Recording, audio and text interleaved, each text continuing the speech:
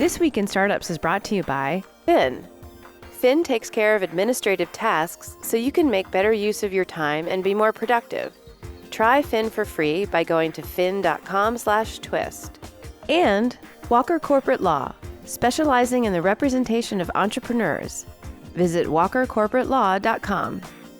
Next up, one of my great personal friends and longtime collaborators, David Sachs, is here. Come on up, David. Are you in the room? There he is. So David launched Yammer at our conference back in the day. And he said to me at some point, hey, schmuck, I think was the word he used, you are finding all these companies and rehearsing with them, putting them on stage, and you own no equity in them. You should start a fund. And I said, wow, that's an interesting idea.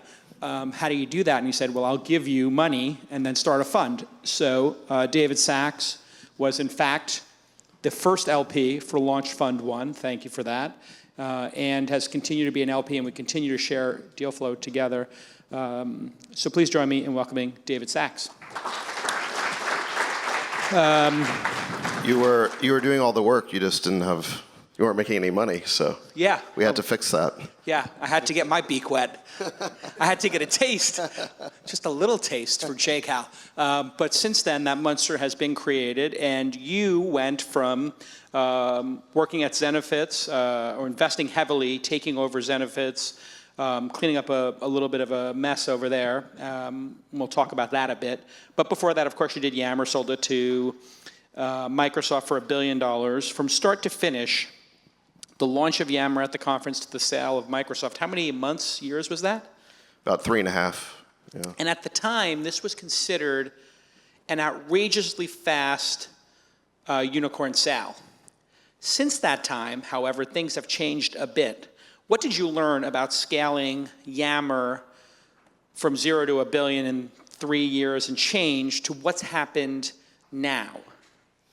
Yeah, I mean, PayPal was that way too. So PayPal, I mean, the whole period we refer to as the PayPal Mafia period was 1999 to 2002. It was also only about 3 years. So what I would say is when you have a consumer product, the best ones tend to work right away. Like they just like click right away, and you get that hockey stick, and you're off to the races. And we're seeing that even more now with Bird, which was the first VC check we wrote, where I mean this was like totally unprecedented. In like 9 months, it became a unicorn. So it can happen very quickly. I think mainly in the consumer space. Or consumerized SaaS like Yammer. Consumerized SaaS, let's define that. What is consumerized SaaS versus regular old SaaS? Yeah, so I would define consumerized SaaS as it's a business product. You're charging for your software, but you're appealing directly to the end user as opposed to going through like a corporate procurement process. Got it. So instead of trying to sell into the general manager, CTO, VP of engineering, right, consumers can just put their credit card in and start paying for it. And Yammer was the first to do this, correct? Or among the first? I mean, I guess you had products around the same time like Box, and sure. There were some other ones, but it was definitely one of the first. And I think the thing that we did that was pretty different is that we were a product that was bought by like the IT department of companies, but we didn't go to knocking on the CIO's door. We went straight to the employees, got critical mass in the network, then we went to the CIO. Got it. So actually, unlike a lot of products where you would just pull out your credit card, buy it for yourself, the company was still buying Yammer, but we had a kind of a strategy of going to the employees first, frankly, over the heads of IT. Got it. And then creating the groundswell that would allow us to sell it. Before we get to Birdie, let's just do a little quick detour into Zenefits, because going fast can cause people to trip. Yeah. So let's talk a little bit about that. You invested heavily in the company, came on board as the number 2, eventually came on board as the number 1 when the founder kind of tripped and maybe he made some big mistakes. So let's talk about what happened there, how you resolved it, and what the lessons learned were. Yeah, I mean, I think we all want growth, but you have to be careful that a grow at all cost mentality doesn't like cause the company to go off the rails. And I think that can happen. I mean, let's kind of like generalize it a little bit beyond Zenefits. I think that can happen when growth is prioritized at the expense of other things which are necessary, and you relax constraints that shouldn't be relaxed. So it can happen because you ignore compliance. It could happen because you ignore gross margins. We've seen a lot of like companies, like say in the food delivery space, or where or food preparation, where the unit economics never made sense, and they would expand into all these cities, and then inevitably they'd pull back because we start with Good Eggs were, as an example. Good Eggs was delivering high-end food in a bunch of markets, and then they had to recap the company. Our friend Bill Gurley just did a huge round in it. Mm-hmm. So apparently they figured out, Bill Gurley wouldn't invest if they didn't figure it out. They figured out the unit economics of that growth. Right. So I mean, you'd be better off figuring out your gross margins before you expand. I think there's other things like that. It's very hard to. Another metric would be NPS. So your Net Promoter Score is basically a measure of how happy customers are with you. It's very important to track that over time and not expand more rapidly than you can effectively make customers happy. So if your NPS is going down as you're expanding, it kind of tells you put on the brakes, make sure that you're taking care of those customers. And that can happen when you're like moving up market. Let's say you've got a product that appeals to customers at a low end of the market, and you're trying to raise your deal sizes or move into a new market. If you do that without watching your NPS, you could essentially jeopardize the quality of your product. Because those new customers might have higher expectations. They might be used to a higher level of service or refinement that you're not providing. Yeah, you may have less product market fit. And you may not notice for a while because, especially with SaaS products, first they have to be implemented, right? So if you sell, then you onboard, you implement the product, and it's a little bit like a snake that eats a rabbit. You can kind of see it moving through and you may not notice that this thing's not it's not working for a while. Right, so not getting digested. Yes, exactly. So, those are all examples, I think, of cases where growth is not the only thing. And you don't want to ignore these other things. Okay, so that brings us to Bird. I've seen this movie before where things grow very quickly, and you have the people who own shares in the company defending it, and they have inside information. And then you have external folks criticizing the company heavily, saying this is a bubble, this is ridiculous. Right. So let's qualify where Bird is at and talk about why you invested at, I believe, 50 million valuation or so, and you led the Series A, is that right? And then they've closed now a round of funding at $2 billion, is this correct? Yeah. Okay, so explain to us how a company was worth 50 million and 9 months later is worth 2 billion. And this is Sequoia Capital, who did the round, and is it Ruloff who's involved? Yeah. So Ruloff is a good friend of ours. He's spoken at all events. He's on the board of Inside, so he is not stupid. He's the opposite of stupid. He's considered. Right. What are we all not seeing with a little scooter company that charges you $2 that went 40x in 9 months? What is going on here? The revenue growth is really fast, and that's a function, and the demand for this product seems to be limitless. So I think what's really this is, to me, Bird is a classic example of a transformative company that starts out looking like a toy. In this case, literally a toy, because you look at the scooter and you think it's like those razor toys that the kids have, but it's not. I mean, what we really need to realize is that a new mode of transportation has been invented because of battery tech, which is this, I call it a personal electric vehicle. And if you're to design if you start with the fact that you've now got batteries that are powerful enough to power an electric motor that's capable of moving, a human a couple of miles, and can stay fully charged for a day, how would you design a vehicle around it? Well, what you do is you basically have a board for someone to stand on and handlebars, and that's what you design. And you can do it for about $300. So I think it's a new mode of transportation, and the reason why it makes a lot of sense is because most trips in cities are under 3 miles. And it shouldn't take 4,000 pounds of steel to move a human, a mile and a half. The average bird trip's about a mile and a half. So when you think about like the wasted resources by forcing every trip to be a car trip, the amount of traffic and congestion that now causes, the fact that traffic gets worse and worse in our cities, all those things I think make the demand for this just like apparently unlimited.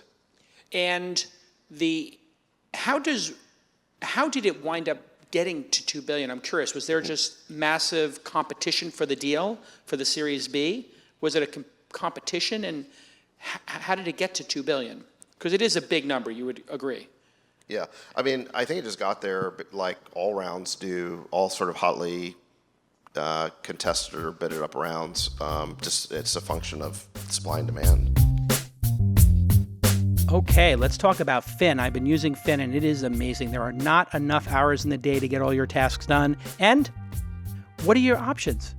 You can continue to try to get things done by yourself, or you can change the way you're doing them, or you can try hiring another assistant. That's where we discovered Fin here at This Week in Startups. It takes care of all of our administrative tasks, and this lets us be more productive and focus on the things that matter. So, things that Fin can do, Fin can do: schedule a call or meeting, make travel arrangements, you know how long that takes, do online shopping or buying, book your doctor's appointment, maybe even your dentist appointment. I just realized I need Fin to do that for me. I forgot about my dental appointment. And you can help find service professionals if you need a handy person or a plumber. And the results are clear. You will save time by having Fin perform all these administrative tasks. And it's much cheaper than hiring a personal assistant or an administrator. You will be more productive and you will get more done. Like the best assistants, Fin knows your preferences. They remember the people you interact with, and they integrate with your email and calendar. Fin can make calls, send emails on your behalf, pay bills, remember important dates, and automatically get things done for you. It has saved us a ton of time. I'm loving using it. Fin is always available on demand, and you pay for only what you use. So you don't have any fear about, oh my God, am I wasting hours? Nope, you pay as you go. So go ahead and try Fin, and you will love it as much as I do, I am sure. Listeners to my show, you can try Fin for free. Think about that. Go to fin.com/twist, fin.com/twist. Go to fin.com/twist, and you can try Fin for free. Stop wasting your time on all these administrative tasks. Just outsource them to Fin. Get them all done nice and quick, easy peasy, and focus on what you do best. Okay, let's get back to this amazing episode. What does Bird have to do in the next year or two to fill in that valuation, to live up to that expectation? And how are you managing the founders in this process? Because when it was valued at 50 million, people were saying this is crazy. At 2 billion, people are saying like, whoa, what's going on here? Your explanation makes a lot of sense to me. Right. And from what I understand, the $2, $4 ride is exactly the sweet spot of Lyft Line and Uber X, Uber Pool. Well, it's cheaper. It's the same distance. Yeah. I mean, so like I said, the average bird trip is about a mile and a half. So it's a little too far to walk, and people don't like to bike. There's a bunch of reasons for that, but the most important one is that with biking, the human has to provide the locomotion, and most people don't want to work. That's the difference with electric, is that the human doesn't have to do any work. That makes a huge difference. So yeah, if you're going to go a mile, 2 miles, you could call an Uber or Lyft, and that's going to cost you like several times more, and you have to wait. I mean, in the time that you're waiting, the 5 to 7 minutes for the car to show up, you could have already gotten there. So it works really well for these short trips in cities, and the revenue growth has been explosive. I think what Bird has to do is just keep executing, and they're launching more cities.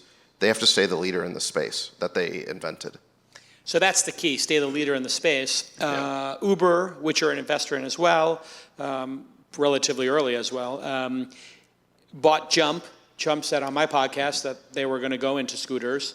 Lyft filed to be in scooters. So Bird is going to be up against the two biggest players who have a large installed base. Explain to me, if you were the CEO of the company, how you would make sure that they win that fight, or at least, don't get bronze, but get at least the silver medal? Well, first of all, it's not my, I'm not the CEO. This is not my, I'm not the founder. It's not my idea. The founder of the company, Travis, is really the visionary in the space. When he came up with this, everyone thought it was crazy. I initially told him I thought the idea was crazy, and then I actually tried the product, and it was a lot more magical than I thought, and then we wrote the Series A check. So, ultimately it's up to the team. But I think the reason why I would expect them to win is just this was Travis's idea. He's the visionary. He's got plans in his head for where this goes over the next few years, that whereas other people are just trying to copy what they did a quarter or 2 quarters ago. So a good example of this is, one of the innovations they came up with is the charger network. One of the issues with these electric vehicles is they have to be charged every night. And so they have to be picked up and charged and then put back out on the streets. And Travis figured out that, I think the way that 99% of entrepreneurs would have approached this is the way that Uber did city expansion. You hire a manager in each city, that manager then hires a team, you rent an office, you get a warehouse, and you expand that way.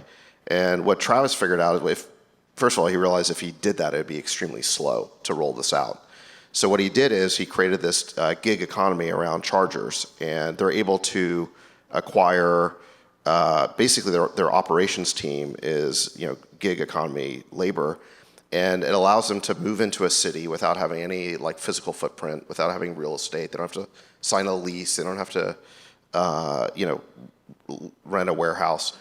And because of that, they've been able to grow very, very quickly. And so I think Travis is the best I've ever seen at understanding how to frictionlessly scale, a startup, and a good idea. So they can drop 200 scooters in a city and put an ad on Craigslist or something and say, hey, if you want to make $5 per scooter, just take the scooter home, pick it up, charge it, and then drop it off in this location. And I heard that some of these people make $200 or $300 a day doing it. Is that right? That sounds high to me, but I think it's possible. Yeah. They get $5 to recharge a scooter? I think it's typically about $5, but then there are bounties for scooters that if they end up in some crazy location or whatever. And it could be $10 or something, yeah. Yeah, so there's a bunch of subtle, I wouldn't call them barriers to entry, but barriers to scale or favorable economics that result from being the number one player. So for instance, when you think about the chargers, there's route density. So, if Bird has the most scooters in a city and you're a charger, let's say your goal is to get 10 scooters, you could probably do that by going to one block, picking them up, you're done. Yeah. And so the reward you're getting on your labor it's much higher. Whereas a brand new scooter network that's entering, if their chargers have to go running all over the city to pick up that same number of scooters, they got to spend a lot more. So route density is a big issue. There's economies of scale around the scooters themselves. And then there's issues around creating the best footprint brand, be the first app among riders. This week, I have spent at least 10 hours cleaning up legal messes at startups I'm investing in. In one case, the founders didn't have vesting schedules, and one of the founders left the company. So now this 40% of the company is owned by a founder who doesn't even work there and only worked there for 6 months. In other cases, people use the wrong corporate structure. They were LLCs, which then prevents them from ever getting venture capital. In other cases, they were registered in a foreign country and couldn't get investors in America. In other cases, they didn't even have non-disclosures and non-solicitation. So an employee left one of my startups and took 3 people with them because they didn't have a non-solicitation. All of these legal errors would have easily been caught by my friend Scott Walker at the Walker Corporate Law Group. They are a boutique law firm, and you've heard me talk about the Walker Corporate Law Group here on This Week in Startups many times. Well, they are focused on entrepreneurs and startups only. This is what they do at Walker Corporate Law, and they encourage fixed fees. In other words, they tell you what they're going to charge you for a service. So you don't have to sit there with that anxiety waiting to open that PDF and seeing some huge bill. Nope. You know up front what it's going to cost to do those mergers and acquisitions, licensing agreements, start your company, employee stock option plans, terms of service, privacy policies, all these things have to be done right, and they will cost 10 times as much to fix, because I'm literally doing that. Before I invest in a company, I give them a list. You have to fix the vesting schedule. You've got to get the company incorporated properly. You've got to get the IP assignment done. I'm literally doing cleanup work that Scott Walker would have solved for these companies had they used him as their attorney. So give him a call, 415-979-9998. You've heard me say that number before, 415-979-9998. Or email Scott directly, scott@walkercorporatelaw.com, scott@walkercorporatelaw.com, or visit walkercorporatelaw.com. You really have to get focused on these things. Have the right corporate structure, have the right cap table, have the right vesting schedule, IP assignments. If your company's worth doing, it's worth doing correctly. Get your legal stuff dialed in so that you don't have red flags popping up. And we literally had a meeting before this podcast where I was sitting with one of my people who went through some diligence, and there were like 7 issues that needed to be fixed. And we got to the end and said, you know what? Is this a sign that the CEO doesn't know what they're doing? Is this too many red flags for us to invest? Well, I'm telling you candidly, if you have too many of these red flags come up during due diligence, you could lose quality investors. So go talk to Scott Walker. He's a great guy. Okay, let's get back to this amazing episode. Let's talk a little bit about deploying them in cities aggressively. Let's say San Francisco birds were dropped, and there seemed to be, as there is with anything new, a massive rage cycle on Twitter that was extraordinarily intense, only eclipsed by how short it was, how short-lived it was, and our rage-filled, lifestyle now. People were kind of joking that, like, San Francisco, homelessness, drug abuse, and crime, nobody really tweets about. But like when bird scooters got dropped, right, people were going bonkers, complaining about them. How should cities think about this? And what is the valid criticism of these being just dropped into streets? Because people were taking pictures from China of bike companies, and I don't know if these are Photoshop pictures or what the context are to them, but I didn't seem to have a problem with the number of bird scooters on the street or any other companies. The one thing I did have a bit of a problem with was 3 dorky people side by side riding them across a crosswalk, which seemed like not the right way to ride these. You probably should be single file. But let's talk about deployment in cities. What did they get right? What did they get wrong in San Francisco? And what's the proper way for cities to deal with this? If you were to be empathetic and think about a city, well, how should they contextualize hundreds of scooters being dropped onto the streets and, in the worst person's interpretation, littering and clogging up a city, and in the best person's interpretation, removing cars? Yeah, I mean, so Bird has proposed a regulatory framework for cities so first of all, there's a lot of user education around the way to ride these things, where to ride them, don't ride them on the sidewalk, wear a helmet. So they do all of that. But in addition to that, they propose that a good regulatory framework would be that any provider of these scooters has to pick them up every night. I mean, they have to be charged anyway. They have to be maintained. They have to be redeployed the next morning to the places they should be. They've proposed what they call a dynamic cap on the number of scooters, which is if the scooters aren't being used, you don't get to put them out there. And they proposed a dynamic cap of 3 rides per scooter per day. So, this would be the way of avoiding a situation like we had in China, where the companies would just, put out, as many bikes as they could, whether they get used or not. They create a lot of clutter, and then they don't maintain them. They don't pick them up. They just leave them there until they deteriorate into scrap. So, that would be the way to do it, is you just basically say that don't let the companies put more supply out there than there's demand for, and make them maintain it. And then in addition to that, Bird's proposed a rev share with cities to contribute to shared infrastructure. But you are seeing cities doing interesting things. So by the way, Santa Monica, which is the city that has the most experience with scooters, because that's where Bird launched, has now adopted this framework, this idea of dynamic caps. You've got cities like Memphis, where I'm from. They actually have now started painting, and actually other cities too, where they create, on the sidewalks areas for bird parking.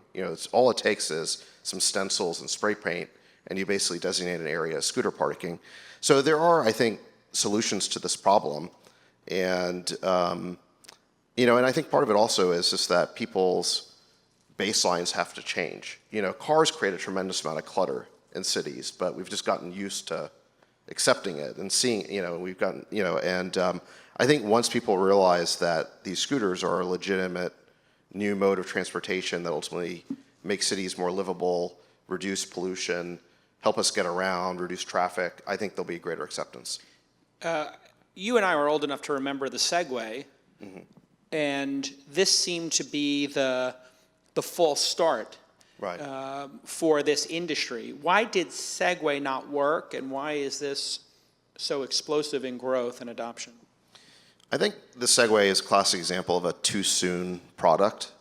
And too soon products are usually, obviously they have some kernel of an idea that's correct because it's ultimately validated, but it's usually there too soon because the user interface is too complicated and the functionality is a little too weak. And so, if you think about the products that work incredibly well, that just explode, you actually have the reverse of that, where you've got an incredibly simple user interface, but tremendous power beneath the surface. And so, the too soon products have that flipped. The UI is too complicated. And so think about an iceberg. A great product is more like part above the water is the user interface, the part you see, but it controls a ton of functionality beneath the water, and I think the too soon products are kind of like the upside down iceberg. Or a mountain, you have to climb them to kind of get any value out of them, and so the Newton, and too expensive. So the Newton, compared to the iPhone is another example of that, where you just look at the Newton compared to the iPhone, the UI is just way too complicated, and the functionality was too weak. Google Glass, well, we don't know what this will eventually become, but I suspect that we'll look back on Google Glass and see it as a too soon product. But I think the Segway was ultimately too soon. It was too complicated to use. It was too expensive. I still don't know how to use a Segway, but I think it had. Wait, you own a Segway? No, I don't. I actually have never ridden one. You've never ridden one, yeah. But I've seen people use them, and it just seems like a little tourists too hard. running around Paris and getting snickered at. Yeah. So you started a new fund. It's a $300 or $400 million fund. You raised it in 6 minutes. It seemed. How long did it take you to raise this fund, and how big is it? We raised $350 million, and it took, I guess, probably about 3 months.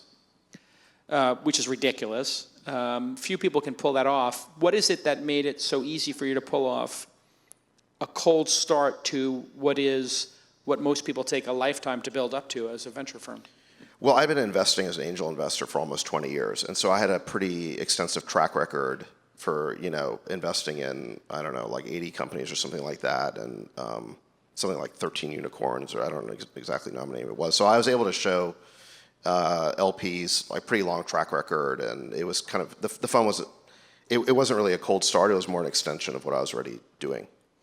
Let's talk about some of those individual investments you made, angel investments.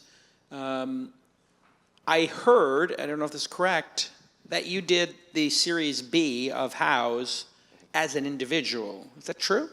I didn't lead it. I participated in it. But you did millions of dollars as an individual in that round. So you co-led it? No. I didn't co-lead it. NEA led the round. They actually had it done. And then I discovered the product, loved it. I was using it. And then I went to the company and asked if I could somehow participate. And then I got in then. Is that your actual cash-on-cash most successful investment, or is it Uber? Because House is worth $4 billion now, $5 billion, and you invested when it was $100 million. It's a 50x, right? No, the series it was a little further along than that. Definitely that was one of my more successful ones. It's up there with Uber, I would say. Yeah. What else is in that sort of, let's call it the Sachs collection of individual investments predating Kraft? Facebook. When did you invest? 2006. So obviously private. Is that the B round? It was just after, I think it was just after, was a Greylock invested or something like that. You still hold those shares, or did you sell them? I have some, but You have some, but you did sell some. Yeah, obviously. Did you sell too early? Sure, of course. Yeah. We all do. I mean, and I think other people have said this, that I think you'd be better off if you never sold a share of anything, if that were the choice. But so clearly, in the case of Facebook, we all sold too early. And what's your position on Facebook's recent trouble? Obviously, this privacy issues, the election, running crazy ads, bought in rubles, huge mistakes were made, yet the stock price is at a peak, and they're growing through it. Yeah. What's your thoughts on that company? How do you look at it? Are you long Facebook or are you short Facebook? I feel like by the time they get to be like a $500 billion public company that's got many years of operating history, I feel like I don't really have any special insights at that point. I feel like all of my pattern recognition is around kind of early stage companies and what's going to take off then. And I don't do any public investing. What was the pattern recognition when you did make that investment? Was it just Peter Thiel, who obviously is an LP in your fund, saying, this guy's brilliant, or did you actually use the product and see some pattern recognition, or was there something you saw in Zuckerberg himself?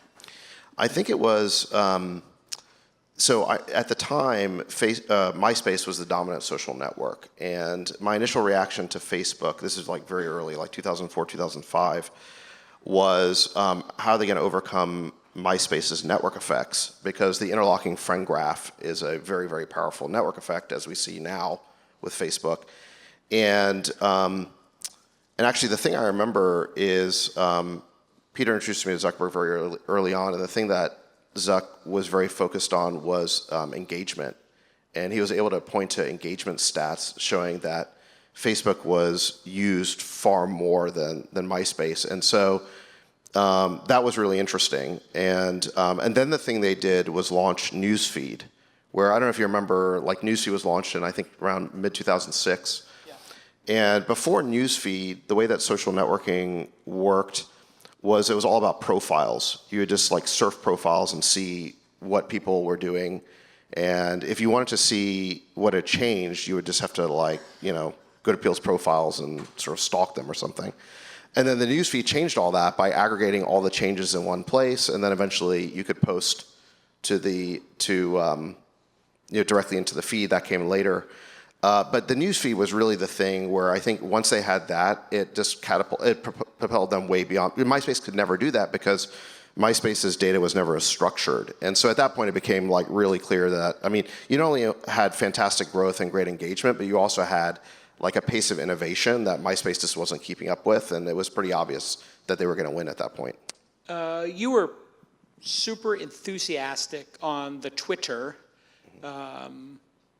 about a year or two ago about crypto and about VR. You were kind of going bonkers. It was like you were in full Kool-Aid mode. Right. How do you look at those two technologies which have fallen flat since that time when you couldn't shut up about them on Twitter? I'm always following your Twitter because I'm like, well, he's got great signal. I got to pay attention. Right. Are those too soon technologies, too complicated, as we just discussed with the iceberg and the mountain metaphor? They're clearly too soon in the sense that you don't have mass adoption yet. I can tell you why or what needs to be solved. So on the VR side, there's a hardware problem and a software problem. The hardware problem is that the VR headsets need to become fully untethered. As long as you're plugged in to the Matrix with a bunch of cords, it's just not a user-friendly enough experience. It's got to be more like in Ready Player One, where you can just put on the headset and boom, you're transported into this world. So the hardware's got to get better, and it's not just about being untethered. It's also about the fact that part of the reason why you're tethered is because you need a sufficiently powerful GPU that you only get in gaming PCs, and so part of what you're doing is you're plugging into a Razer PC or something like that, and so. Where we need to get to is that the GPU is built directly into the headset. You don't need a $2,000, $3,000, $4,000 PC in order to have a great experience. And people talk about, Oculus cut the cost of its headset from $500 to $400. Yeah, but that's not the real cost. The headset doesn't work that great unless you're plugged into a really, beefy gaming PC. So until you can pack everything into this sort of headset, I think that's what's needed for mass adoption. That's on the hardware side. On the software side, what's needed is multiplayer, because playing against computer games just gets old really fast. And, if you can get to multiplayer where you're playing against other humans, or better yet, massively multiplayer, again, like the Oasis and Ready Player One, then I think you're going to have something that's just super compelling. A lot of the VR games that I've played, they are very compelling, but you don't want to come back and just do them over and over again because you're playing against a computer, and that gets old. So that's VR. We can talk about crypto. For sure. Yeah. And how far are we from solving those two problems if you had to put a year on it? Because we did have the new Oculus, what's the new Oculus called? Go. The new Oculus Go. They gave that for free at the Code conference as a, I'm sorry for helping rig the election gift for everybody. Yeah. We're sorry. And that seems to connect, it tethers to your phone, so it's a little bit better, but it's not as powerful. So phone-based VR just hasn't been high quality enough. It doesn't create the level of immersion that you need. You really need these kind of like high-end GPUs. Now maybe that's changing. There's this new Snapdragon chip for phone-based VR. We'll see if that's good enough. If I were to put a time frame on it, the good news is that Moore's law is definitely happening in the world of GPUs. If you look at the price performance of GPUs, it's doubling every 18 months. So I would put sometimes better. So you think about like if over the next say 4.5 years or 5 years, you'd have 3 doubles. That's 8x. So we're gonna have like within 5 years, we're gonna have a 10x improvement in the price performance of GPUs. That would probably be like the outside date on like when this thing really starts to take off. All right, let's go to crypto. Yeah.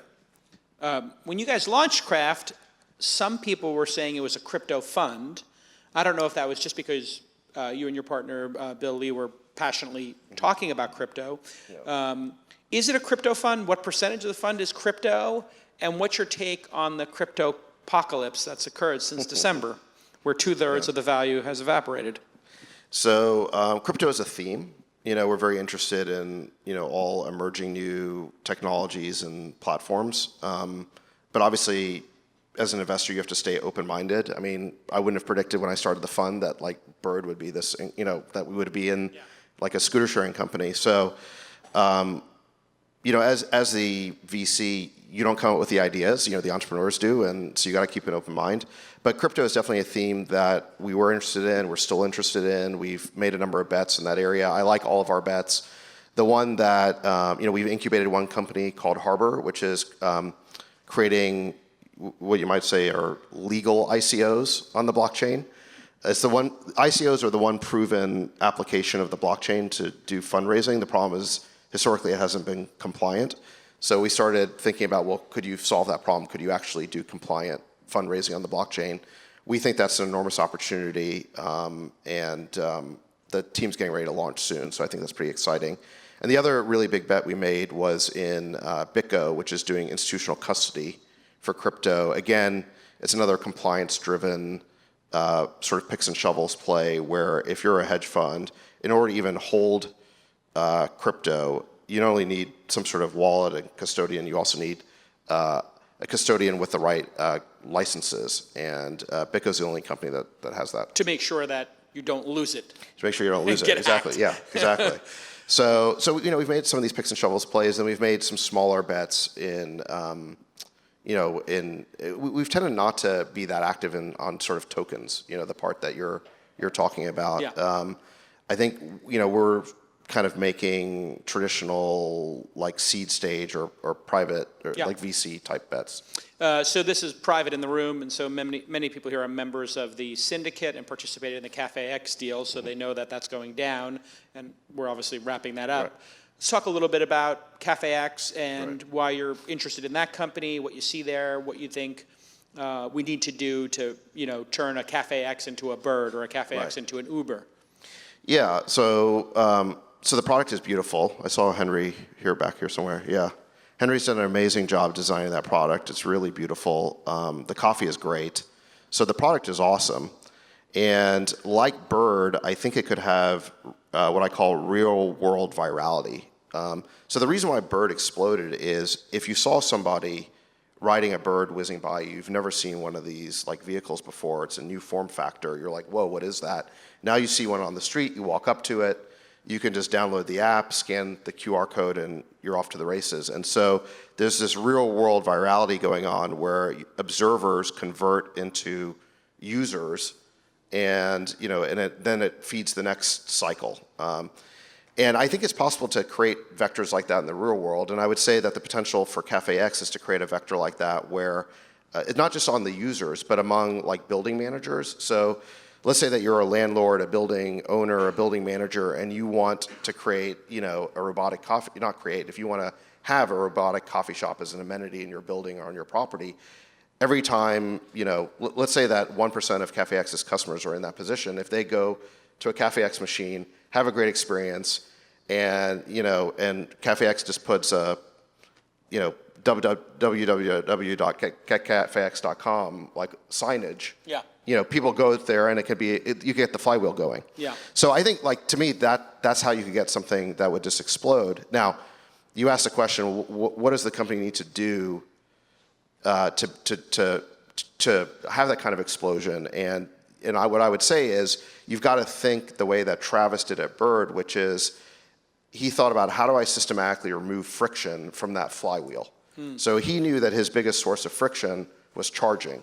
So he created a gig labor force. And this is true, I think, for everybody, is instead of thinking about how do I build my company, think about what are the sources of friction to this thing scaling, and how do I remove those sources of friction. So for CafeX, it's location. I think it's getting new locations and then manufacturing, obviously. So what you want to do is like, how do you just make manufacturing like pushing print, and then how do you make new locations? Like, how do you get this flywheel going where you can just kind of keep adding new ones and I think that's the key. Right. So if you work to be done. Yeah. So if you can remove that friction, the thing could explode. Right. If you could just have a location and walk the machine in on casters, like rollers, into the lobby that day that the person says, I want a machine, you would be off to the races. Yeah, so and that there's some like permitting and land use issues around that, but yes, that would be awesome. What's your advice as we wrap up here to folks who are in years 1 to 5 of angel investing, in how to do portfolio management, pick founders, deal flow, whatever you think is important? What do you think the keys are to becoming a great angel early stage investor? I think there's a lot of pattern recognition around the stuff that we all do, and a lot of it can be pretty subtle. So I think the more you see and the more time you spend doing this stuff, I think the better and better your pattern recognition gets. And then obviously the other lesson that keeps recurring for me is just always support the best people. So like in hindsight, so Travis, at Bird is one of the best entrepreneurs I've ever worked. He was my chief revenue officer at Yammer, and he was just like amazing. So even though his idea sounded crazy, I mean, really my mistake was not investing at the seed stage. And where Mark Schuster did the deal. No, he did. Mark came in at the B round, so we did A, and he came in at B. But Goldcrest did the seed round. I participated as an individual in the seed round, then we led the A. But we weren't a fund yet. But my point is just like, for the great people, just come in. It almost doesn't matter what the idea is. Really? Yeah. Just back the jockey. That's it. This person's a winner. If they're great, yeah. If they're great. For sure. Yeah. And then what about adding to your position? We heard earlier in the last 2 days that one of the new trends in venture and investing is when you have a winner, just buy all the shares.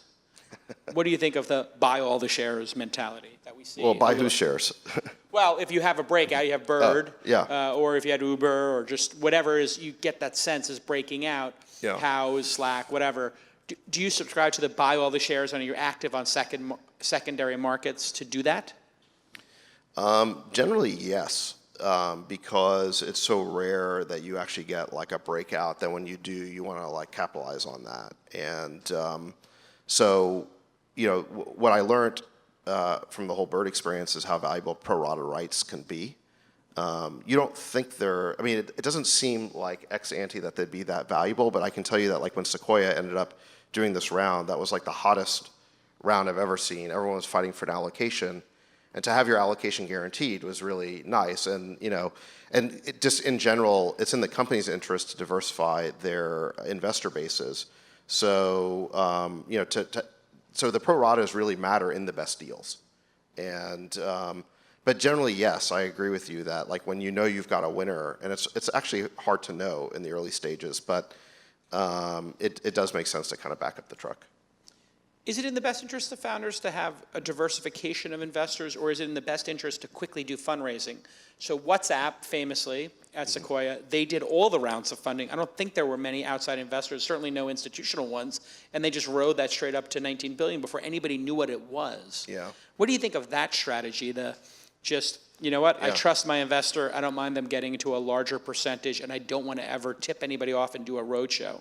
Yeah, I mean, that worked great. Brilliant on Sequoia's part. But brilliant for the founders of WhatsApp as well, or no? Should they have gone out and gone to marketplace? Well, the reason to go out usually is because you do need a new investor to set the price, typically. Otherwise, you just don't know.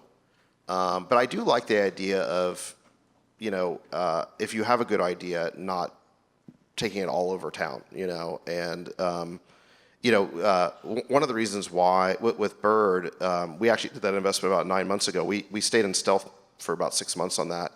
One of the reasons why everyone thought that the company fundraised like the round so quickly is because we didn't announce the A round until we were ready to do the B round. So it was still really quick, but so I do think there's something to the idea that it's not a great idea for founders to run an auction, because you will share, to the extent you have secret sauce, it's all going to get out. So I like the idea of making a shorter list of investors that you really want and then going after one of those. Great. On that note, let's hear it for David Sachs. Well done. Wow.